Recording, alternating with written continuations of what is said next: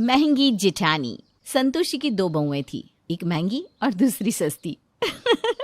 हाँ, आपने सही सुना, एक महंगी और दूसरी सस्ती। और ये दोनों सिर्फ कहने भर के लिए महंगी और सस्ती नहीं थी। आसपास के सभी लोगों के सामने संतोषी की बड़ी बहू महंगी बहू ही थी। पर ऐसा क्यों, जानने के लिए चलते हैं संतोषी निवास में। सवेरे सवेरे नई नई साड़ी पहने रेशमा अपने कमरे से बाहर आती है और सभी के साथ सोफे पर जाकर बैठ जाती है। कहीं शादी ब्याह में जाना है क्या बहू? सवेरे सवेरे इतना सज धज कर कमरे से निकली हो। पल्लू का काम कितना अच्छा लग रहा है जेठानी जी, काफी महंगी साड़ी लगती है। मेरी साड़ी छोड़ो प्रिया, खराब कर दोगी। तुमने कभी देखी है क्या इतनी महंगी साड़ी? खराब भी क्या मम्मी जी, महंगी नहीं है ये साड़ी। 10,000 की तो है।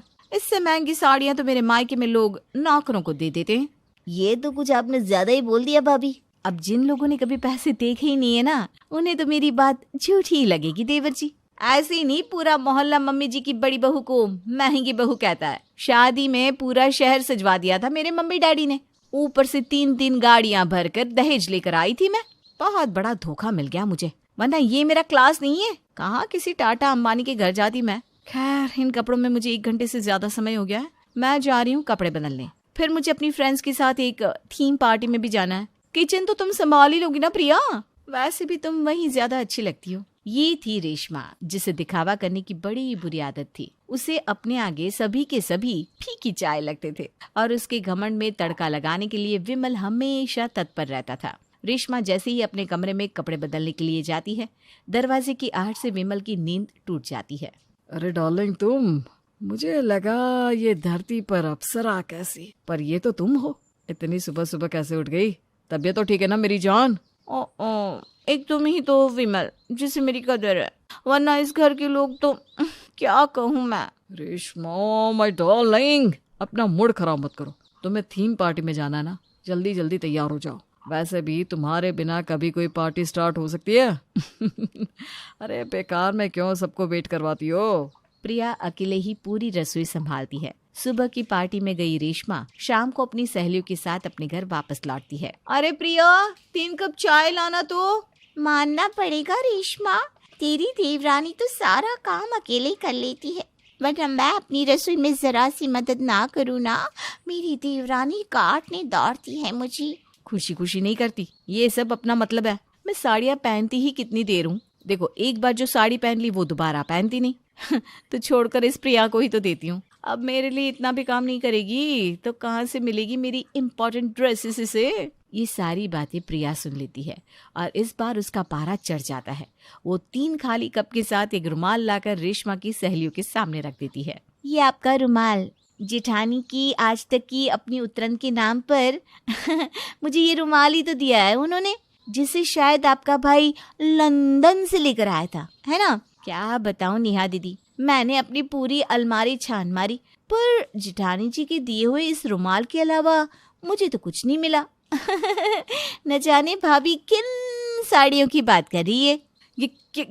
ये क्या बदतमीजी है प्रिया? और ये कप खाली क्यों है? मेहमान नवाजी भी भूल गई क्या? याद है मुझे जेठानी जी, सब कुछ याद है, पर कहाँ आपका क्लास, कहाँ मेरा क्लास। इससे अच्छा है कि चाय आप खुद ही बना लीजिए, अपने क्लास वाली। और मैं जा रही हूँ कमरे में, रात का खाना आपको बनाना है ना, ताकि सब बराबर हो जाए। अरे अरे अरे, ये क्या हो गया? 10 मिनट तो रेशमा को अभी अभी जो हुआ था उसे समझने में लग गए। आज तक उसकी सारी बातें सुनने वाली प्रिया पहली बार उसे सुना कर गई थी। लगता है मेरी ही नजर लगी तुझे, जो तेरी गाय जैसी देवरानी तुझे सुना कर चली गई। खैर, अब हमें चलना चाहिए रेशमा, इससे पहले कि तेरे घर का मसला और बिगड़े। हम चलते हैं, बाद में मिलेंगे। अरे रुक तो, मेरी 5 लाख की पर्स तो देख कर जा नेहा। काफी देर हो गई है यार, मुझे सुबह से निकली हुई हूँ, मेरी सास ने मेरा इंतजार कर रही होगी। चलती हूँ रेशमा, वो पर्स कभी और देख लूंगी। वैसे तुझे रात का खाना भी तो बनाना होगा, जा जा खाने की तैयारी कर। प्रिया तो गुस्से में अपने कमरे में चली जाती है और रेशमा को जाना पड़ता है रसोई में। शादी के दूसरे दिन रसोई में आई थी, उसके बाद आज का दिन फिर रसोई में आना पड़ रहा है। अब मुझे क्या पता कि प्रिया ने कहाँ क्या रखा है। अभी अभी मैनिक्योर करवाया था, मेरे तो पूरे नेल्स खराब हो जाएंगे। एक काम करती हूँ, पेट दर्द का बहाना कर लेती हूँ। और रेशमा अपना पेट पकड़कर जोर जोर से रोने लगती है। उसके चिल्लाने की आवाज सुनकर उसकी सास भागती हुई वहां आती है।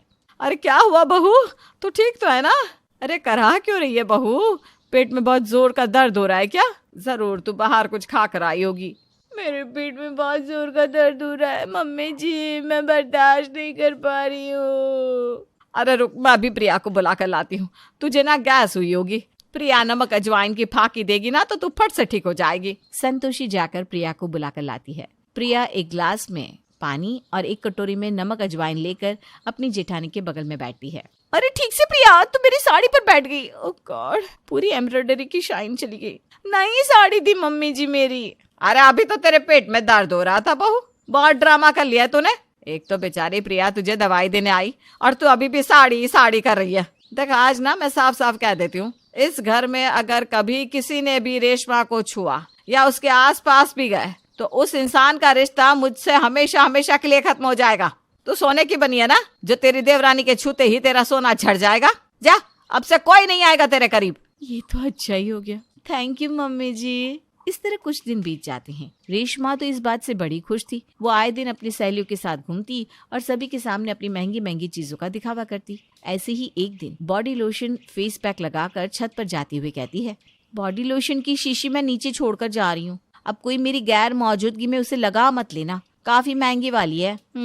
रेशमा जब छत से नीचे उतर रही थी तो उतरते वक्त उसका पैर फिसल जाता है और हर बार चोट का नाटक करने वाली रेशमा को सच में चोट लग जाती है।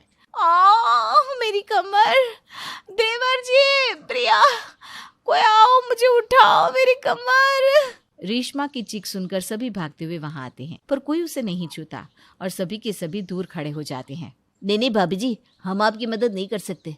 आपकी इतनी महंगी साड़ी है, साड़ी खराब हो गई तो? और ऊपर से आपने इतना महंगा लोशन जो लगवाया है, वो लोशन उतर जाएगा ना हमारे छूने से जेठानी जी। अरे आग लगे लोशन को, शरीर ही नहीं रहेगा तो काहे का लोशन, काहे की साड़ी। मैं तो आपको उठा भी नहीं सकता भाभी, मुझे माफ कर दीजिए। मम्मी जी कहिए ना इन लोगों को, हो गई मुझसे गलती। अब अगर मुझे कोई छुएगा ही नहीं तो मैं यहीं गिरी पड़ी रह जाऊंगी। मुझे एहसास हो गया कि ये दिखावा तब तक ही अच्छा लगता है जब तक आप स्वस्थ हो। बुरे वक्त में तो घर वाले ही काम आते हैं। जाओ बच्चों, उठाओ उसे, अब उसकी अकल ठिकाने आ गई है। आज के बाद वो कभी दिखावा नहीं कर पाएगी। और होता भी ऐसा ही है। इस बार वक्त रेशमा को ऐसा तमाचा मारता है कि रेशमा की सारी अकल ठिकाने आ जाती है। महंगा सस्ता करने वाली रेशमा प्रिया और गौतम की मदद से उठाई जाती है। रुक क्यों गई प्रिया? भाभी का कमरा अभी तक आया नहीं है, ये तो हमारा कमरा है। भाभी तो अपने महंगे बिस्तर पर ही सोती हैं। मेरा कमरा काफी दूर है देवर जी, मैं आपके कमरे में ही सो जाऊंगी। अब से आप लोग मेरे कमरे में सो जाइए। अब ये तुम्हारी महंगी भाभी नहीं रही गौतम। हाँ प्रिया, और अब से तुझे मेरी जो भी साड़ियाँ पहननी हो ना, पहन लेना। लगता है मेरे घमंड का ही नतीजा ऐसा मिला है मुझे। न जाने अब कितने दिनों तक मैं चल भी नहीं पाऊंगी। सस्ते वाले तेल से ऐसी मालिश करूंगी ना जेठानी जी कि 2 दिन में खड़ी हो जाएंगी आप। महंगी महंगी जेठानी जी को आखिर में सस्ते नुस्खे ही बचाएंगी। इस दिन के बाद रेशमा को ऐसी अकल आती है कि वो प्रिया को कभी नीचा नहीं दिखाती और उसके साथ बहन की तरह रहने लग जाती है।